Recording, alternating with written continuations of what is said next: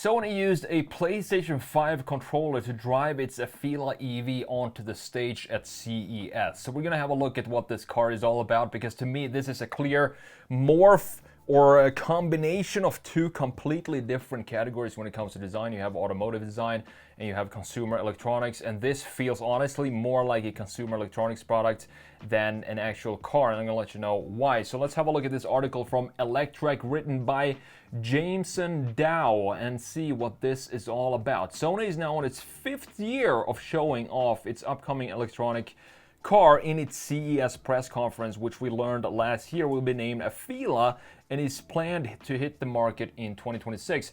And they had a concept, I think that was back in 2020, called the Vision S prototype, which I think looked so much better than this. At least it had some personality, and I'm going to show you both cars, the first Vision S concept, and then compare it to what we have right here today. So the Afeela concept was originally stated to have 400 kilowatts or 536 horsepower, dual motor, all-wheel drive, 0 to 60 in 4.8 seconds, which sounds pretty slow for 536 horsepower, 4.8 seconds, and top speed of 240 kilometers per hour, 149 miles per hour. However, there's no information about the pricing or the battery size just yet. And have a look at this. This is just insane. You have 45 sensors in this car. You have a front radar, ultrasonic, side CMS camera, surround camera, power hinge radar. It's just insane how much technology they just crammed into this car. So inside the car, Sony thinks that it can provide better infotainment due to its experience in consumer entertainment and in consumer electronics. And they seem to indicate that there will be a PlayStation 5 level performance available for gaming tasks in the car, giving Tesla a run for its money in the 100,000 gaming console market, which essentially these are these days, these cars. It has already partnered with Honda to form Sony Honda Mobility Incorporated. Interestingly, Sony got top billing in the partnership rather than Honda, perhaps a reflection of the Japanese automaker hesitance towards anything EV. Sony brought Honda CEO onto the stage, and he said mobility is going through a once-in-a-100-year transformation, though in his speech he did not once mention the word electric. And as I said, we're driving this car onto this stage here with a PlayStation 5 controller. You can see he's holding it right here, but they do say that that will just be a sort of a gimmick and not go into production, which I think is pretty good to hear from a safety standpoint. And here we see the interior of the Afeela. So I'm going to show you the interior of the Vision S. There's not a lot of changes, but the big changes here is going to be that now we do have this big yoke, or it's not that big, but taking some inspiration again maybe from Tesla. Sony says that the software-defined nature of the car will turn the car into a digital playground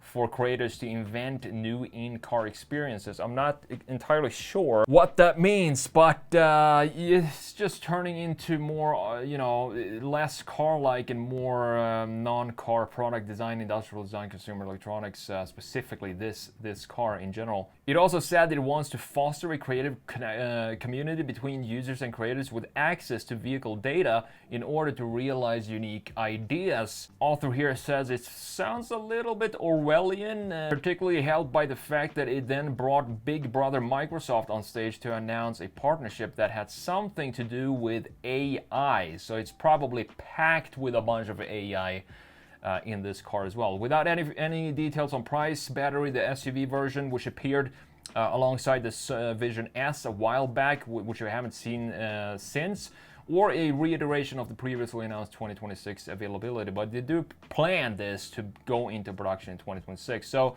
here is Electrek's take on this, a personal take from the author. By the time this car comes out, they will have talked about the 7 straight CES conferences, and hopefully in 2026, when this comes out, it will be 7 years since they first introduced the first prototype. But yes, it does take a long time to build a car from scratch if you're Sony, but you do have Honda helping them out here. But the AI stuff just leaves a bad taste in my mouth. It's a car. Tell us how it's going to function as a car. Don't just blow buzzwords at us.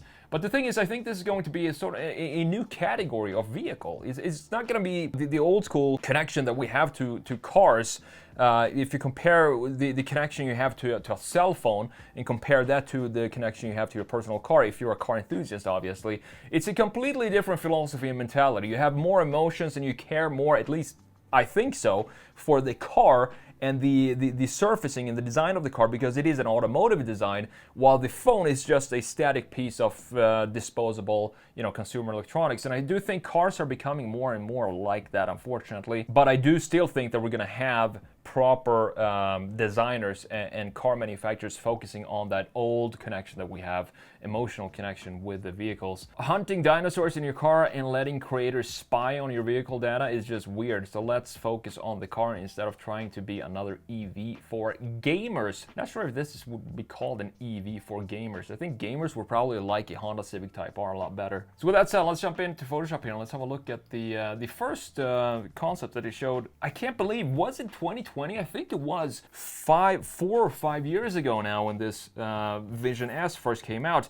And look at the design here, how this has evolved into something that has absolutely zero identity or personality to it in the design. This reminds me of a computer mouse. Even the wheels look very boring. You have one static line in the front end. Imagine designing this car. It would be like putting your line flow proportions into this car, but you're not really allowed to do anything because it just comes out as a faceless machine. At least in the Vision S from Sony here from 2020, we did have some nice styling in the front end. Very dynamic and clean looking headlights here, for example. We also had this line here cutting into the shoulder line, dipping down a little bit here, and a nice line at the bottom as well. The rear end, I think, looked a whole lot better as well, but the interiors looked pretty much the same. Same goes for the side view.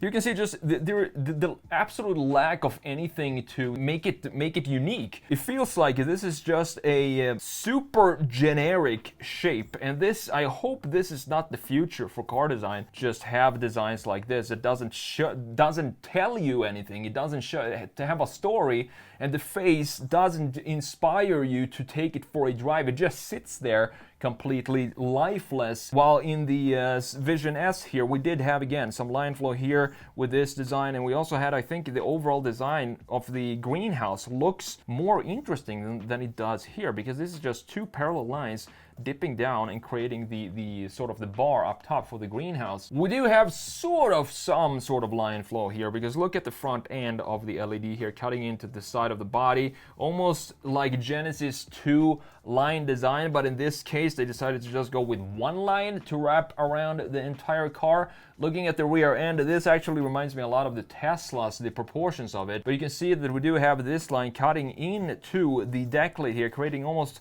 a clear, sharp ending for it. We have some nice styling in the LEDs, creating a little bit of identity or personality for the Vision S concept, while in the Afeela here is just a single line up top, housed in a rectangle like this that goes straight across from one end to the other. This definitely looks like one of these autonomous pods that you saw in movies from, let's say, the 80s and the 90s of what the future might look like. And I guess some of those movies actually got it right, because this is the Afeela that we have today. So looking at the interiors here, you can see that they are very, very alike. There is not a lot of changes here. The big changes, as I said, is the steering wheel, which is now a yoke instead of having it be round like this. I haven't tried a yoke yet, so I can't give you my opinion on what I think about the yoke. But just looking at it, it looks pretty cool. But from a functionality standpoint, I would probably just stick with the traditional old round steering wheel.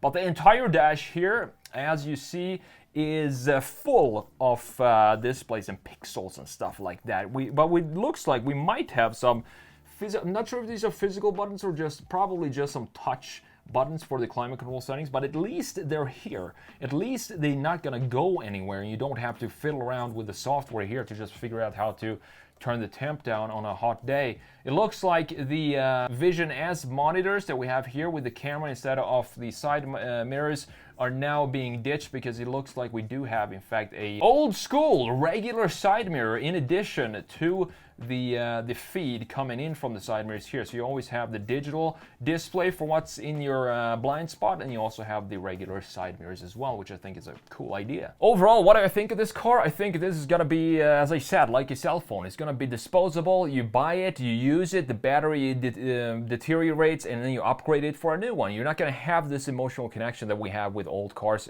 Even some cars today, the GR Corolla, the Honda Civic Type R, a couple of cars that I just recently reviewed that I feel like have this old school mechanical analog feel to it, which I love. But as I said, I think a lot of car companies gonna go in this direction, unfortunately, but still we're gonna have car companies that will hammer in even more and become even more connected with its identity and design to have that special connection to its customers.